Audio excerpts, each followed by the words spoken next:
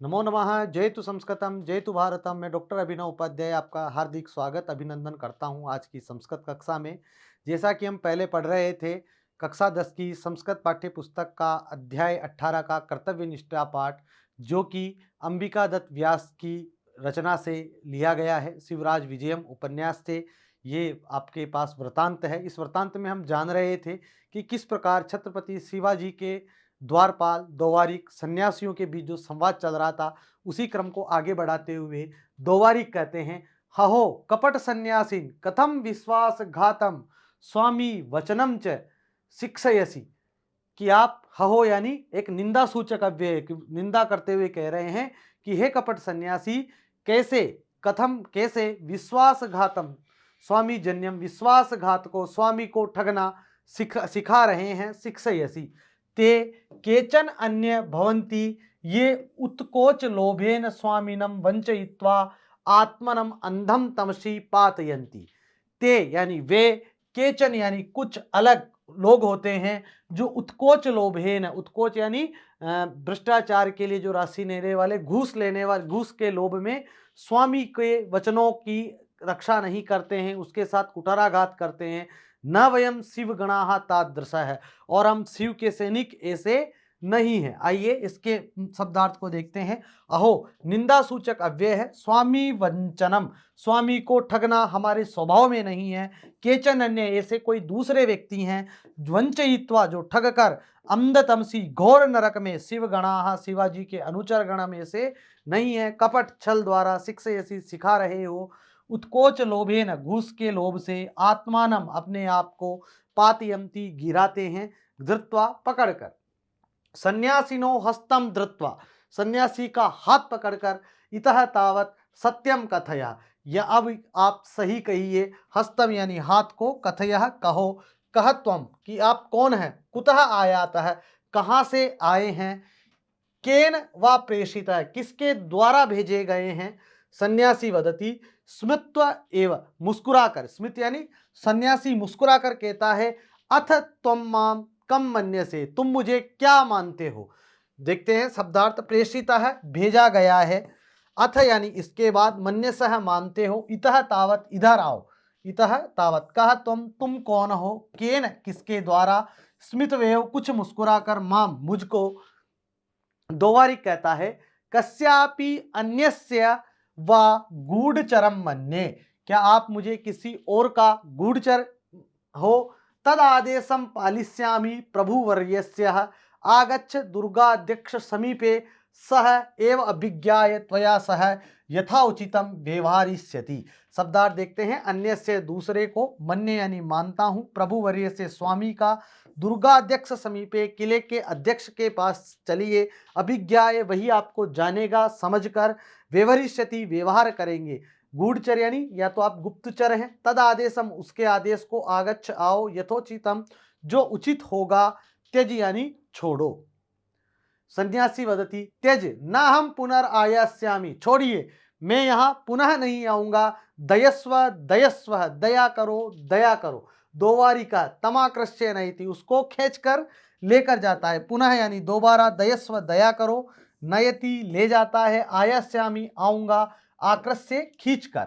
सन्यासी अथ तावत द्वारस्तंभो परिदीपस्य अधः समायातः, तावत सन्यासिना उक्तम, दोवारिक अयिभो पूर्वमपि कदापि अद्राक्षी ही, क्या पहले भी आपने हमें कहीं देखा है, ततो दोवारिका पुनः तम निरीक्षमाणः करग्रहम अपाय नम्रीभूय प्रणमन उवाच, आह कथम श्रीमान गौर सिंह आर्य क्षम्यताम अनुचित व्यवहार है। अध यानी नीचे, अद्राक्षी ही देखा है, करग्रहम हाथ को पकड़कर, नम्रीभूय विनय युक्त होकर, उवाच बोला, अनुचित व्यवहार है अनुचित व्यवहार के लिए, समायातः आया, निरीक्षमाण है देखता हुआ, अपहाय छोड़कर, प्रणमन प्रणाम करता हुआ, क्षम्यताम क्षमा करें।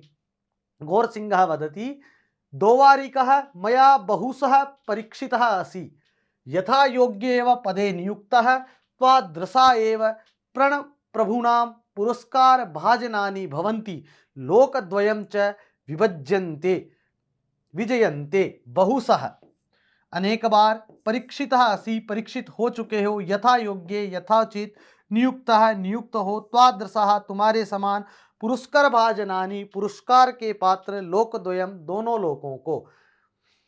कहते हैं कि हम महाराज शिवाजी के अनुचर हैं, वे दूसरे होंगे जो घूस लेकर अपने ही स्वामी के साथ छल करके स्वयं को पाप के अंधेरे गर्त में गिराते होंगे। अरे कपटी सन्यासी, कर्तव्यनिष्ठ सेवक को ऐसी अनुचित शिक्षा न दीजिए। कस्यापि अन्यस्य वा गूढ़चरम मन्ये, द्वारपाल के द्वारा पकड़े जाने पर सन्यासी के पूछने पर दोबारी कहता है कि मैं तुम्हें किसी दूसरे के देश का गुप्तचर मानता हूं। यह प्रसंग हमें इस ओर भी इंगित करता है कि प्राचीन काल में भी गुप्तचर विभाग हुआ करता था, जो दूसरे देशों में जाकर वहां की व्यवस्था की जानकारी प्राप्त कर अपने स्वामी को अवगत कराता था। फिर आगे वाले गद्यांश में कहते हैं, द्वारस्तंभोपरि दीपस्य अधः वाले वृत्तांत में कहते हैं कि प्रस्तुत वाक्यांश प्राचीन कालीन समुचित प्रकाश व्यवस्था की ओर सूचित करता है कि द्वार के पास स्थित स्तंभ के ऊपर लगे दीपक के नीचे मया बहुसा परीक्षित वाले पद्यांश में कहते हैं, गौर सिंह जी ने उस द्वारपाल की बहुत बार अनेक प्रकार से परीक्षा ली थी। किसने? गौर सिंह ने उस द्वारपाल की। अब वह प्रमाणित एवं सम्मानित राज सेवक था, उसकी निष्ठा संदेह से परे थी। लोकद्वयम च विजयन्ते, यहाँ लोकद्वयम से अभिप्राय है भौतिक लोक एवं यशः लोक है, जिसमें व्यक्ति सशरीर भी सम्मान पाता है और मृत्यु के अनंतर भी यश रूपी काया में अवस्थित रहकर भी सम्मान प्राप्त करता है। केचन अन्ये शिवगणाः तादृशाः, शिवगणः तादृशाः, केचन अन्ये, यहाँ पर कौन सी संधि है? यहाँ पर सवर्ण दीर्घ संधि हुई है, न अ और अ मिलकर यहाँ पर आ हुआ है, केचन अन्ये। शिवगणाः तादृशाः, शिवगणाः विसर्ग के बाद तकार होने पर विसर्ग का स हो गया है, शिवगणा तादृशाः। ऐसे ही अगले वाले में इतः तावत दो पद है, विसर्ग का सकार है, कह त्वम, कह का त्वम, स का विसर्ग का सकार हुआ है। कस्याप्य अन्यस्य, यहाँ पर दो संधि हुई है, कस्य अपि अ मिलकर आ सवर्ण दीर्घ संधि, और यहाँ पर ई और अ मिलकर यण संधि हुई है। कस्यापि अन्यस्य, ई और अ यह यहाँ पर आया है, यह का आदेश हुआ है, यण आदेश यहाँ पर हुआ है। इसी प्रकार अगली जो है तदादेशम, इसका संधि विच्छेद करेंगे तो पद बनेगा तत् आदेशम। त के बाद आ होने पर त द में बदल जाता है, तीसरे वर्ण में बदल जाता है, तो त थ द आदेश होने पर तद आदेशम ऐसा रूप निष्पन्न होगा। एवाभिज्ञायः, यहाँ पर भी कौन सी संधि है? यहाँ पर भी सवर्ण दीर्घ संधि है, अ मिलकर आ हो जाएंगे और वा हो जाएगा एवाभिज्ञ। यथोचितम, यथा उचितम गुण संधि है, आ के बाद उ होने पर ओ आदेश हो जाता है, गुण हो जाता है यथोचितम। पुनः आयास्यामी, पुनर्आयास्यामी विसर्ग का र मिलकर मिल जाने पर पुनरायास्यामी। स्तंभोपरि, अ के बाद उ होने पर उत्तु हो जाता है, गुण हो जाता है स्तंभोपरि, यहाँ पर गुण आदेश हुआ है। आइए आगे हम पाठ में आए हुए, इस पद्य में आए, गद्य में आए हुए, गद्यांश में आए हुए समास के पदों को देखते हैं। कपट संन्यासिन, कपटश्च असो सन्यासी च तत्संबुद्धो, कपट संन्यासिन द्वितीय समास है। स्वामी वंचनम, स्वामीनः वंचनम षष्ठी तत्पुरुष समास है। उत्कोच लोभेन, उत्कोचस्य लोभेन षष्ठी तत्पुरुष समास है।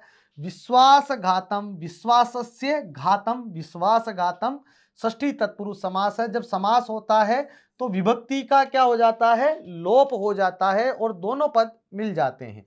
उसी प्रकार शिवगणाः, शिवस्य गणाः षष्ठी तत्पुरुष समास है, सभी जगह निरंतर। उसी प्रकार तदादेशम, तस्य आदेशः, तद आदेशः षष्ठी तत्पुरुष समास है।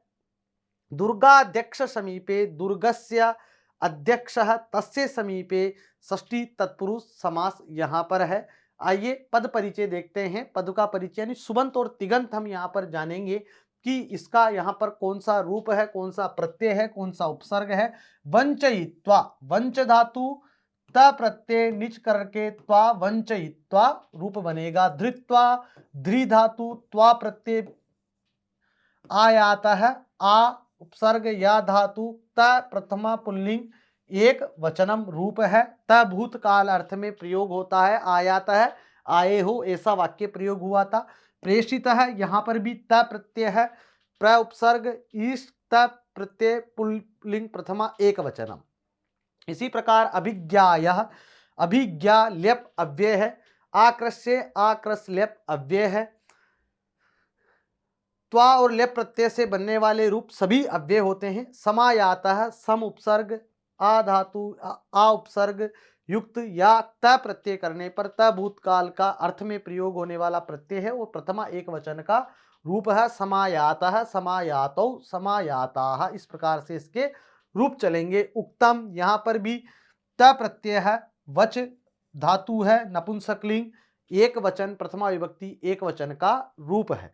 ठीक है साथियों, इस प्रकार से आज आपने इस पाठ को पूरा किया, जिसमें शिवराज विजय नामक जो ग्रंथ है, इस ग्रंथ में अंबिका दत्त व्यास ने उस समय की 1857 की क्रांति के बाद का ये उपन्यास लिखा था। किस प्रकार जनता शिवाजी के समय का जो भय वो था, राज्य था, उस राज्य में किस प्रकार से द्वारपाल कितने परीक्षित थे अपने स्वामी की रक्षा के लिए, कहीं पर भी उनके मन में लोभ नहीं था, उसका निरीक्षण गौर सिंह ने जो किया, उसका वृतांत हमने जाना। इसी प्रकार परीक्षा में इनके प्रश्नों के उत्तर आपको देने हैं, ध्यान रखना है। फिर मिलेंगे नए पाठ में, तब तक के लिए नमस्कार। वंदे मातरम, जयतु संस्कृतम, जयतु भारतम।